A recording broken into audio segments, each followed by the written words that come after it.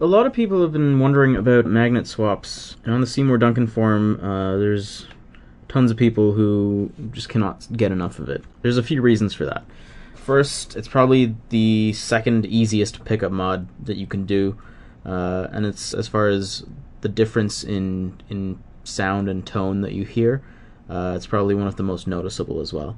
Secondly, it's a really good way to customize a pickup's natural sound to your specific guitar, because sometimes guitars can be kind of bright sounding or kind of muddy or dark or what have you. So by swapping the magnet, it allows you to kind of tailor the pickup's sound to your guitar and get it more balanced sounding if you want it, or brighter or darker.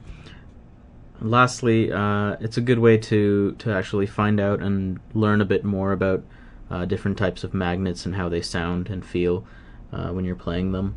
So like the next time you decide to buy a pickup, just by looking at the magnet type, you can get an idea at least of how it might feel or react to your playing.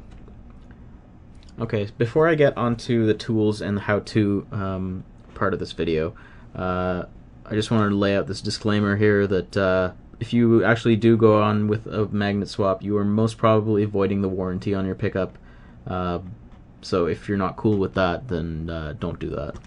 If you are cool with it, then definitely go for it, because it's really a simple operation, and the benefit, at least to me, is totally worth it. Okay, so there's a few basic tools that we'll need to do this. It's pretty easy, like I said. The first thing you'll need is obviously your pickup. The second thing is your replacement magnet.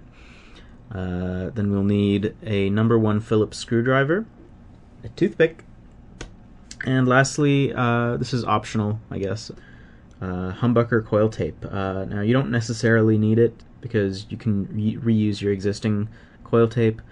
It's just meant to hold the humbucker together after everything's screwed in and mounted to the base plate. But if your existing coil tape is frayed or it's old and losing its stickiness, then you probably want to get some new stuff on there just to make sure everything's secure. The second optional thing is a hairdryer. Now, if you have a pickup that isn't wax potted, then that's not an issue at all, and you don't need the hairdryer. But if you do have one that's wax potted and you're very concerned about microphonics, or if you just want to make sure that it's consistently wax potted, everything's holding together and all that, then get a hairdryer, and I'll tell you when and where to use it to make sure that all the wax potting stays intact through the magnet swap.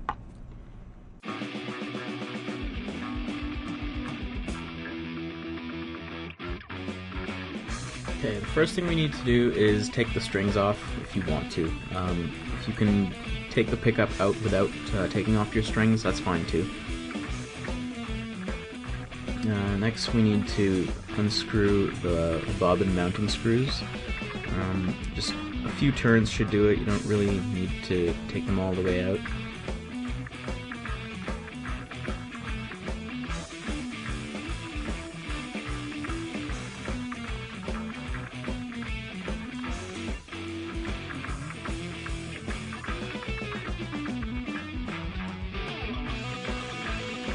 And then we gotta take the coil tape off. Just try to find the end of it and peel it back until you basically see the wire ends of the two coils.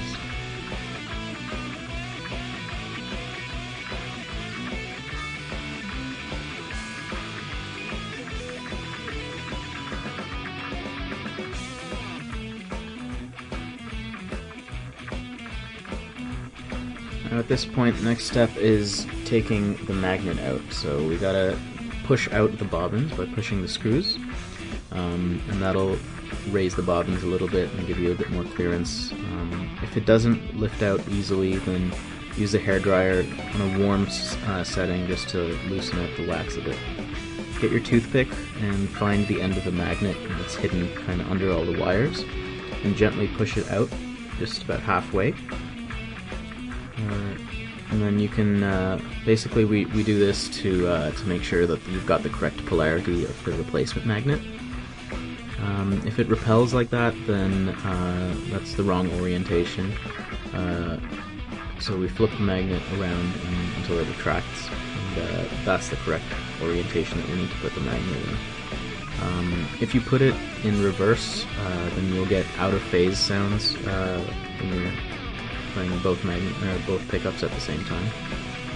So slide the new magnet in the correct orientation, and you just want to push it in and make sure it's got roughly the same clearance on each side of the end pull pieces there.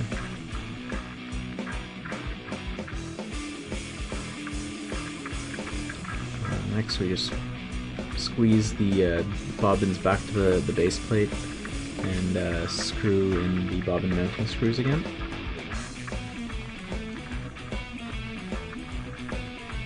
You don't want to over-tighten them because they might strip out the threads in the actual bobbin, and you don't want that.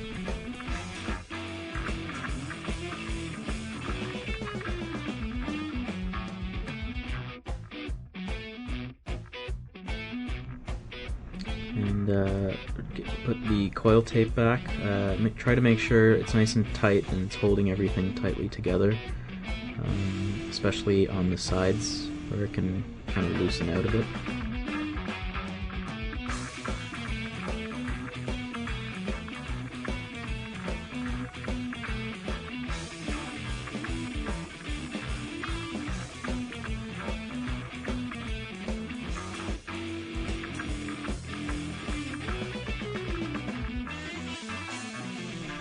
And lastly, if you've got any marks on the top of the pickup from the gummy stuff on the tape, then you can clean that off. And at this point, if you want to make sure that everything's nice and tight, you can use the hairdryer again on the back of the base plate, just to make sure that everything's nice and tight. Just shouldn't take too long, just a few seconds, and you should be fine. Then let it cool a bit, and then you're all good.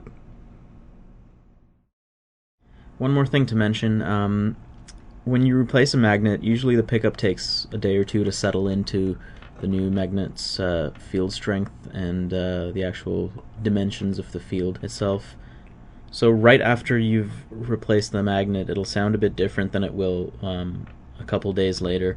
That's to be expected, and basically what you get a few days later is what the magnet should sound like, not what it sounds like as soon as you finish replacing it. So that said, that's about all I've got on the subject, and happy mag swapping.